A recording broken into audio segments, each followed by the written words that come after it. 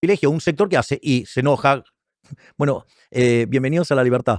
Entonces, no solo estás luchando por la libertad económica, también luchas por la libertad de expresión. Exactamente, yo lucho por la libertad en todos los aspectos de la vida. Es decir, una de las cosas que a mí me parece más interesante es que cuando el muro de Berlín cayó, es cierto, oficialmente cayó en el año 89, pero la realidad es que el muro verdaderamente, digamos, o sea, el socialismo cayó en el año 1961, que fue cuando tuvieron que construir el muro. O sea, el muro lo construyeron porque la gente se iba de la Alemania comunista a la Alemania capitalista. Se dieron cuenta que los de el lado occidental estaban mucho mejor. Y para evitar que la gente se fuera, pusieron. ¿Qué sistema maravilloso, ¿no? Digamos, para que, digamos, o sea, tenían que atrapar la gente, no la tenían que dejar. Es decir, que, digamos, o sea, son ideas tan maravillosas que las tenían que aplicar a punta de pistola. Es bastante, bueno, no por nada mataron a 150 millones de seres humanos. Entonces, ¿qué es lo que pasa? La caída oficial del muro en el año 89, lo que dejó en claro fue el fracaso del socialismo. En ese contexto, los socialistas pasaron de la discusión de la lucha de clases en economía y la llevaron a otras partes. Entonces, por ejemplo, el socialismo, digamos, o lo que es del siglo XXI, o digamos el marxismo cultural o el posmarxismo, digamos, la definición que usted quiera, es llevar la lucha de clases a distintos aspectos de la vida. Por ejemplo, uno de los aspectos de la vida donde usted, digamos, tiene, esto es la ideología de género. Es decir, es increíble porque los primeros que defendieron la igualdad ante la ley fuimos los liberales. Los primeros en defender los derechos de las mujeres fuimos los liberales. Jeremy Benjamin en 750 fue el primero que reclamó por la igualdad ante la ley de las mujeres. Es decir, la causa de la igualdad, ¿sí?, ante la ley para las mujeres y la igualdad de derechos, los primeros que hicimos eso fuimos los liberales. Sin embargo, ¿qué es lo que hace la izquierda? Va a una radicalización de ello y entonces pasa a lo que se llama el embrismo. El embrismo es, digamos, la muerte del macho. Es decir, y eso usted, digamos, digamos, ¿cómo lo hacen? Lo hacen asignando derechos, pero cuando usted asigna un derecho, eso alguien lo tiene que pagar. Y eso tiene consecuencias. Y en general, digamos, esto pasa siempre, las consecuencias son, los resultados son peores que lo que usted tenía antes. Es decir, usted, digamos, cualquier intervención estatal, el resultado posterior, digamos, es peor que lo que tenía originalmente. Entonces, eso por un lado, no solo eso, la otra contracara de esto es la agenda ambientalista, que es el hombre contra la naturaleza, que tiene que ver con todo el ecologismo, con todo el tema del cambio climático. Es decir, no resisten ninguna discusión seria. Por lo tanto, todas las políticas ambientalistas no es ni más ni menos que una excusa para cobrar impuestos, ¿sí?, para que un conjunto de burócratas parásitos vivan a costa de los demás y para financiar ideas siniestras, donde la idea más siniestra de todas estas es que en el planeta Tierra no hay lugar para todos. O sea, una idea, digamos, que fracasó con Malthus, digamos, a inicios del siglo XIX, una idea asesina que también digamos, por ejemplo, la aplicaron los egipcios contra los judíos, y eso consta en el libro de Shemot, o sea, Éxodo. O, por ejemplo, otra cosa es Black Lives Matter, o sea, negros contra blancos, o, digamos, pueblos originarios contra, digamos, las comunidades que están establecidas. Entonces, o, digamos, todo lo que tiene que ver con el LGBT. En definitiva, son formas que el socialismo llevó la lucha de clases a otros aspectos, generando, digamos, divisiones y mentiras, digamos, que lo único que hacen es chupar impuestos. Digo, ¿qué era lo que hacía el Ministerio de la Mujer en Argentina? ¿Logró bajar un femicidio? No, ninguno. Digamos, la cantidad de femicidios explotó igual. Sí, de hecho, digamos, el presidente más feminista de la historia argentina, el señor Alberto Fernández, molía a golpes a su mujer. Digo, qué feminista raro. Es decir, y, digamos, y dentro de las líneas de los feministas usted encuentra digamos, la mayor cantidad de violadores y golpeadores de mujeres. Es bastante interesante, ¿no? Esto que ha mencionado Javier Milei hasta ahora es muy cierto y es muy importante entenderlo, porque yo creo que hoy no es del todo claro para la gente, al menos en algunas latitudes. Aquí en Colombia no es clara esta lucha que ha existido en estos nuevos tiempos, que surge desde este fundamento primordial, digamos, que del socialismo, que es precisamente la lucha de clases, de los ricos contra los pobres, que es como generalmente se interpreta lo que es la izquierda, pero que va hoy en día mucho más allá. Al entender los zurdos que esta lucha ya no tenía ningún sentido, que la gente ya no se movilizaba tanto a partir de esta idea de ricos contra pobres, empezaron a buscar diferentes maneras para dividir a la sociedad.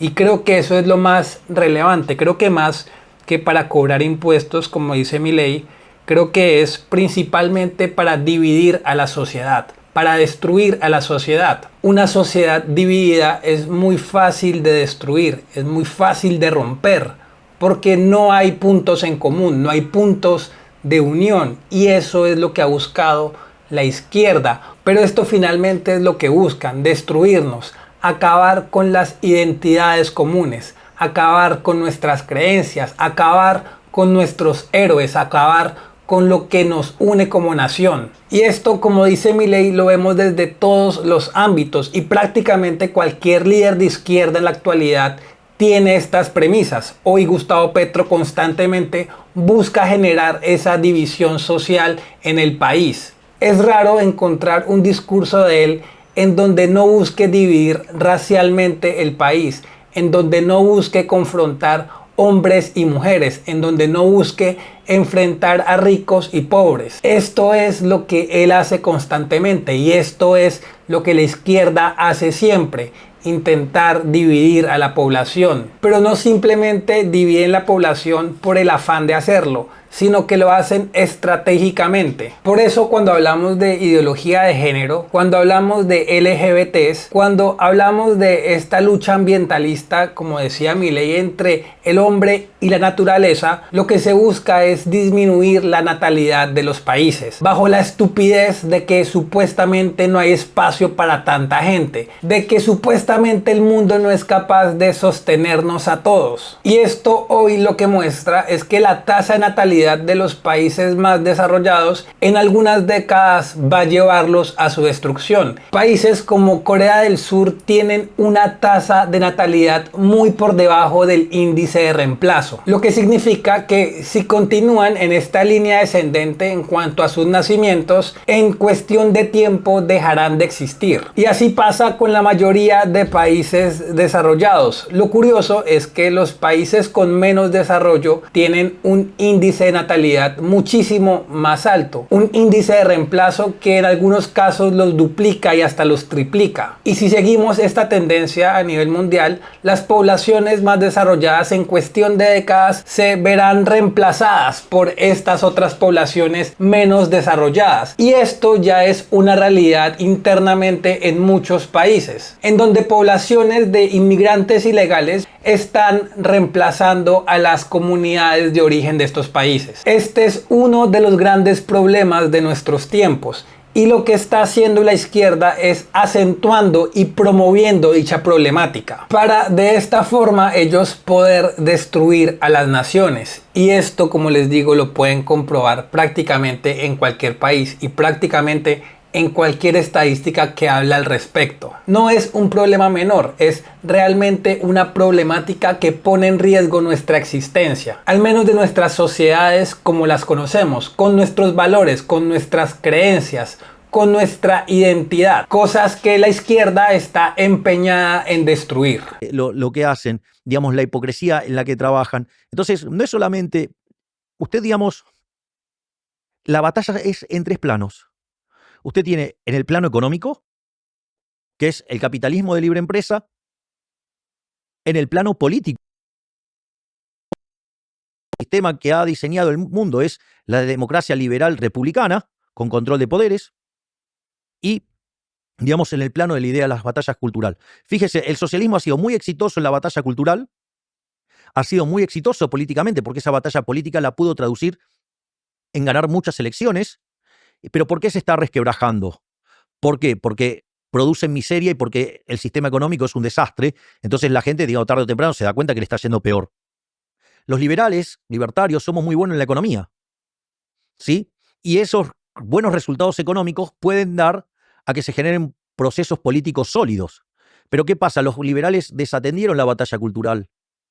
Digo, gran parte en culpa por Fukuyama, cuando dijo este es el fin de la historia. No, no fue el fin de la historia, porque al otro año, en el año 90, los socialistas se agruparon en el Foro de San Pablo y, basado en las ideas de Gramsci, diseñaron una estrategia de meterse en los medios de comunicación, en la cultura y en la educación, que terminó cambiando toda la discusión de la sociedad, y ellos se impusieron que lo políticamente correcto era lo que ellos se decían, y que cualquier idea fuera de eso era reaccionaria y tenía que ser censurada, perseguida, digamos.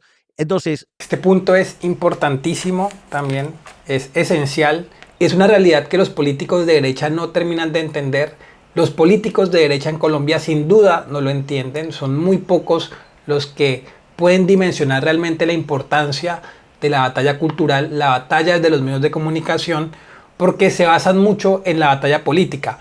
Él dice los liberales, yo digo en general las ideas de derecha que no abarcan únicamente a los liberales, pero creo que la derecha en general no ha sabido interpretar correctamente la sociedad y no ha sabido interpretar la importancia de los medios de comunicación. Se han creído tanto la importancia del poder político que han dejado de lado el poder de la academia, que han dejado de lado el poder de los medios de comunicación. Y esta sin duda es una de las luchas más importantes, esta sin duda es una de las luchas esenciales y que en general los políticos de derecha no saben llevar. Incluso hoy en Colombia prácticamente ningún líder político ha sabido cómo llevar a cabo esta batalla de los medios de comunicación. Hacen entrevistas, dicen cosas, pero realmente no tienen el impacto que deberían tener. Se limitan a decir un par de cosas cada semana en alguna entrevista y creen que con eso ya tienen el impacto suficiente para llegarle a la ciudadanía. Esto no es así. El poder de los medios es esencial.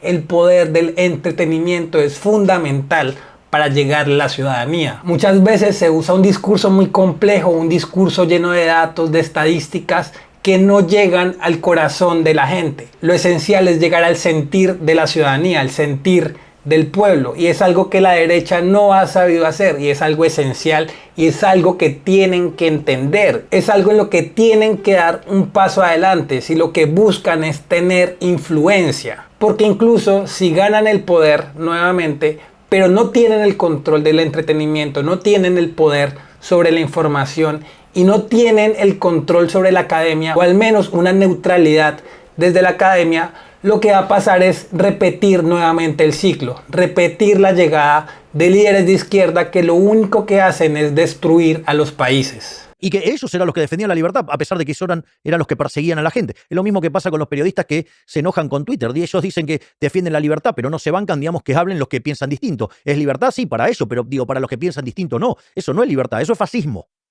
Entonces, ¿qué es lo que nosotros decimos? Entonces, hay que dar la batalla en el plano económico, y creo que estamos haciendo un programa económico extremadamente exitoso, que está siendo reconocido a nivel mundial. De hecho, la otra noche el presidente electo, Donald Trump, justamente hizo un reconocimiento de los logros que estamos teniendo en Argentina, ¿no? Y a la velocidad que lo hemos hecho. Al mismo tiempo, usted tiene que dar la batalla política, porque los partidos de fútbol no se ganan gritando en la tribuna, se ganan jugando en la cancha.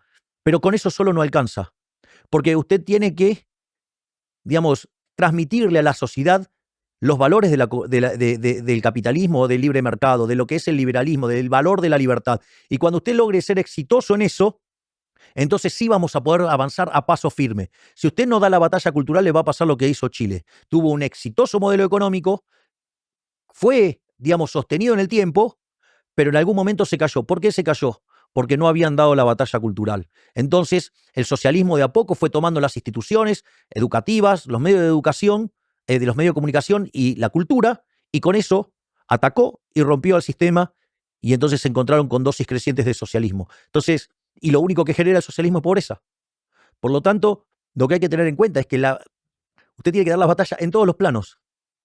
Y si usted no lo tiene presente eso, le digo, va camino al colapso. Como dijiste, Luego de una derecha con resultados, lo que pasa con el pasar de los años es que la izquierda toma el poder, pero cuando toman el poder ya hay toda una narrativa en contra de la derecha, en contra de los logros alcanzados por estos gobiernos de derecha, con números falsos, con números fantasiosos, con números que no existen. En Colombia se le han llamado falsos positivos que en ningún caso han sido comprobados. Pero asimismo ha pasado en Chile, también ha pasado en Argentina y prácticamente en cualquier país donde la derecha ha tenido un gobierno muy estricto, muy exigente en contra de la delincuencia. Lo que pasa después de que pierden el poder es que cambia la narrativa, la izquierda cambia la narrativa. Y después se preguntan por qué. ¿Por qué pasó esto? Pues obviamente porque no hicieron esta batalla cultural de la cual habla Javier Milei. antes, en esta lucha contra la corrupción, estás desafiando a personas muy poderosas, un establecimiento poderoso. ¿En algún momento has temido por tu vida? ¿De un posible asesinato? No. ¿De qué sirve vivir la vida digamos, en esclavitud. Mire, hay una canción de un cantante español que se llama Nino Bravo. Digamos, él ya ha dejado de vivir en la tierra, por decirlo de alguna manera, ha partido al más allá. Y se llama Libre. Y la canción cuenta la historia de Peter Fetcher, un chico de 18 años que cuando se hace la separación y se hace, digamos, se comienza a construir el muro, su familia queda del lado occidental y él accidentalmente queda del lado oriental. Y durante un año planea su ida hacia el lado occidental y en ese contexto, cuando él trata de escaparse, lo asesinan. Entonces, ¿qué sentido tiene la vida si no es en libertad? Es decir, ¿qué sentido tiene vivir sin pelear por sus valores? Si yo estoy dispuesto a dar la vida por mis valores, o sea, ¿qué sentido tiene vivir sin libertad? Mire, ¿le puedo contar algo interesante que me pasó acá en Estados Unidos? Yo, digamos, allá por el año 98, vine a Estados Unidos a hacer una serie de cursos para perfeccionar mi inglés. Digamos, el cual en términos formales no lo uso nunca porque ahora que soy presidente, imagínese que si erro una palabra tengo un problema grave. Afortunadamente tengo un intérprete que es una superestrella y si me equivoco, aún en español, él me corrige en la versión, digamos, del otro idioma. Y como parte de eso me fui un día a San Francisco y conocí Alcatraz. Usted es joven, pero la guía se hacía con un Walkman. A usted le daban un Walkman y entonces iba apretando las distintas pistas e iba escuchando. Y lo más interesante es que el final de la excursión de Alcatraz era en el patio de recreo, donde estaba la cancha de básquet, donde estaban los lugares para hacer ejercicio, todo lo que tenía que ver con la recreación. Entonces cualquier persona hubiera pensado que esa era la mejor parte de Alcatraz. Y sin embargo, lo que contaba es que ese era el lugar más duro para los presos. ¿Por qué? Porque ese lugar de recreo está hecho frente a la bahía de San Francisco. Y entonces los reos veían cómo prosperaba la ciudad de San Francisco y se iba construyendo, iba evolucionando, y ellos estaban encerrados. No podían participar de eso. Ellos estaban encerrados. Y eso permitía tomar conciencia del valor de la libertad. Entonces, a mí, digamos, la lucha por la libertad es incansable. Digo, mi máximo héroe de toda la historia de la humanidad es Moisés. La hazaña de Moisés es como que una persona sola junto a su hermano, Aarón, se enfrentaran a la suma de Estados Unidos, China y Rusia juntos. Y fue Moisés y le dijo a Ramsés, libera a mi pueblo. Bueno, Ramsés se resistió y las fuerzas del cielo se lo llevaron puesto a Ramsés, pero a lo que voy es, digamos, no veo otra forma de vivir en libertad. Y si no hay libertad plena, yo voy a estar peleando y voy a estar peleando adelante. Es decir, es una causa, digamos que, digo, ¿qué sentido? Digamos, yo voy a morir con las botas puestas. O sea, yo no me voy a resignar a vivir de otra manera que no sea, digamos, en libertad. Y voy a pelear todo lo que tenga que pelear. Al menos esa es mi forma. Por lo tanto, digo, ¿de qué sirve estar vivo encerrado? ¿De qué sirve estar vivo sin ser libre? No sirve de nada. ¿De qué le servía a Peter Fetcher estar vivo en la Alemania comunista? Por lo menos tuvo un momento de felicidad mientras intentó escapar. Buena esta última respuesta de Javier Milei. ¿Qué sentido tiene vivir sin luchar por la libertad? ¿Qué sentido tiene vivir sin luchar por los ideales, por lo que uno cree? Creo que es importante, creo que es relevante. Buenas respuestas de Javier Milei. En este video muy de acuerdo con lo que dice. Muy importante lo que él menciona en cuanto a la batalla cultural. Tenerlo siempre en cuenta. Lo digo siempre en mis videos. Hay que tener muy en cuenta esta batalla cultural que los políticos no entienden. Los políticos en Colombia sobre todo no entienden para nada.